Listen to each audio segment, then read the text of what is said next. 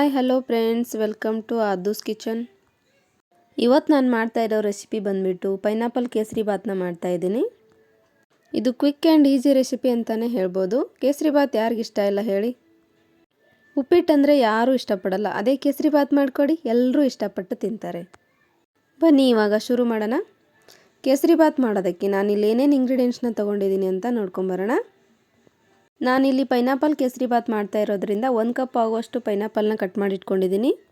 1 cup ಆಗುವಷ್ಟು ರವೆ, same ಮೆಜರ್ಮೆಂಟಲ್ಲಿ 1 cup ಸಕ್ಕರೆ, ದ್ರಾಕ್ಷಿ, ಗೋಡಂಬಿ, ಸ್ವಲ್ಪ ತುಪ್ಪ ಹಾಗೂ ಸ್ವಲ್ಪ ಏಲಕ್ಕಿ ಪೌಡರ್ನ ತೊಗೊಂಡಿದ್ದೀನಿ. ಮೊದಲಿಗೆ ಒಂದು ಬಾಣಲಿನ ಬಿಸಿ ಮಾಡಿಕೊಂಡು ಅದಕ್ಕೆ ರವೆನ ಹಾಕ್ಕೊಂಡು ಚೆನ್ನಾಗಿ ಹುರ್ಕೋಬೇಕಾಗುತ್ತೆ.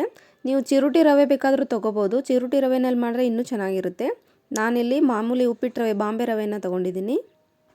ಅದಕ್ಕೆ ನಾನಿಲ್ಲಿ 1 ಟೇಬಲ್ ಸ್ಪೂನ್ ಆಗುವಷ್ಟು ತುಪ್ಪನ ಯೂಸ್ ಮಾಡಿದ್ದೀನಿ. 1 ಟೇಬಲ್ ಸ್ಪೂನ್ ತುಪ್ಪನ ಹಾಕ್ಕೊಂಬಿಟ್ಟು ಇದನ್ನ ಏನಿಲ್ಲ ಅಂದರೂ 5 ನಿಮಿಷ ಇದನ್ನ ಹುರ್ಕೋಬೇಕಾಗುತ್ತೆ. ಮೀಡಿಯಮ್ ಉರಿನಲ್ಲೇ ಇಟ್ಕೊಂಡು ಹುರ್ಕೊಳ್ಳಿ. ಹೈ ಫ್ಲೇಮಲ್ಲಿ ಹುರ್ಕೊಂಡ್ರೆ ಚೆನ್ನಾಗಿರಲ್ಲ, ಸೀದೋಗ್ಬಿಡುತ್ತೆ. ನಾನಿಲ್ಲಿ ಇದನ್ನ 5 ನಿಮಿಷ ಹುರ್ಕೊಂಡಿದ್ದೀನಿ. ಇದಾಗಿದೆ, ಒಳ್ಳೆ ಘಮ ಕೂಡ ಬರ್ತಾ ಇದೆ. ಇದನ್ನ ಇವಾಗ ಒಂದು ಪ್ಲೇಟಿಗೆ ತಗೊಳ್ಳೋಣ.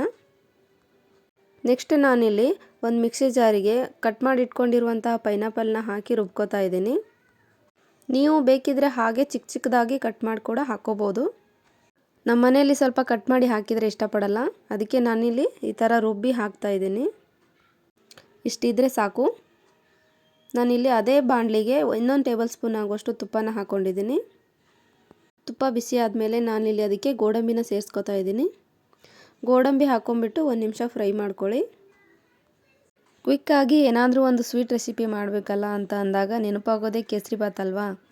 ಅದೇ ಕೇಸರಿ ಬಾತ್ಗೆ ಸ್ವಲ್ಪ ಡಿಫ್ರೆಂಟಾಗಿ ಪೈನಾಪಲ್ ಎಲ್ಲ ಸೇರಿಸ್ಕೊಂಡು ಮಾಡಿಕೊಂಡ್ರೆ ತುಂಬ ಚೆನ್ನಾಗಿರುತ್ತೆ. ಮಕ್ಕಳಿಗಾಗಲಿ ದೊಡ್ಡವ್ರಿಗಾಗಲಿ ಕೇಸರಿ ಬಾತ್ ಅಂದರೆ ತುಂಬಾ ಇಷ್ಟ ಆಗುತ್ತೆ. ನೆಕ್ಸ್ಟ್ ನಾನಿಲ್ಲಿ ದ್ರಾಕ್ಷಿನೂ ಇದಕ್ಕೆ ಸೇರಿಸ್ಕೊಂಡು ಹುರ್ಕೋತಾ ಇದ್ದೀನಿ. ದ್ರಾಕ್ಷಿ ಬೇಗನೆ ಫ್ರೈ ಆಗಿಬಿಡುತ್ತೆ. ಇವಾಗ ಇದನ್ನ ದ್ರಾಕ್ಷಿ ಗೋಡಂಬಿನ ಸೈಡಿಗೆ ಒಂದು ಪ್ಲೇಟಲ್ಲಿ ಎತ್ತಿಟ್ಕೊಳ್ಳೋಣ. ನಾನಿಲ್ಲಿ ಅದೇ ತುಪ್ಪಕ್ಕೆ ರುಬ್ಬಿಟ್ಕೊಂಡಿರೋ ಪೈನಾಪಲ್ನ ಹಾಕೋತಾ ಇದ್ದೀನಿ. ಹಾಕಿ ಸ್ವಲ್ಪ ಹೊತ್ತು ತುಪ್ಪದಲ್ಲಿ ಬಾಡಿಸ್ಕೊಳ್ಳಿ. ಈ ಥರ ಸ್ವಲ್ಪ ಹೊತ್ತು ತುಪ್ಪದಲ್ಲಿ ಫ್ರೈ ಮಾಡ್ಕೊಂಡು ಮಾಡೋದ್ರಿಂದ ಟೇಸ್ಟ್ ಚೆನ್ನಾಗಿರುತ್ತೆ. ಅಯ್ಯೋ ನನಗೆ ಕೇಸರಿ ಬಾತೇ ಮಾಡೋಕ್ಕೆ ಬರಲ್ಲ, ಮಾಡಿದ್ರೂ ಕೂಡ ಬೇಗನೆ ಗಟ್ಟಿಯಾಗುತ್ತೆ ಅನ್ನೋರು ಈ ರೆಸಿಪಿನ ಒಂದ್ಸಲ ಟ್ರೈ ಮಾಡಿ. ನೀವು ಎಷ್ಟೊತ್ತು ಇಟ್ಕೊಂಡ್ರೂ ಕೂಡ ಇದು ಗಟ್ಟಿಯಾಗಲ್ಲ, ಹಾಗೇ ಇರುತ್ತೆ. ನೀವು ಇಲ್ಲಿ ಸ್ವಲ್ಪ ತುಪ್ಪದ ಕ್ವಾಂಟಿಟಿನ ಜಾಸ್ತಿ ಮಾಡ್ಕೋಬೇಕಾಗುತ್ತೆ. ನೀವು ತುಪ್ಪದ ಬದಲಾಗಿ ಎಣ್ಣೆ ಕೂಡ ಯೂಸ್ ಮಾಡ್ಕೋಬೋದು, ತೊಂದರೆ ಇಲ್ಲ.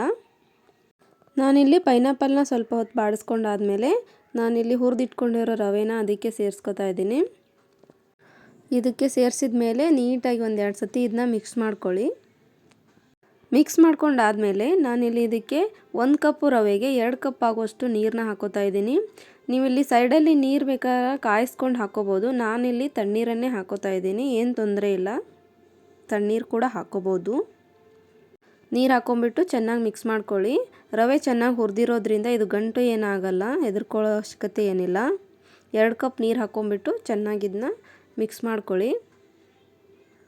ನಾನಿಲ್ಲಿ ಯಾವುದೇ ರೀತಿ ಫುಡ್ ಕಲರ್ನ ಯೂಸ್ ಮಾಡ್ತಾ ಇಲ್ಲ.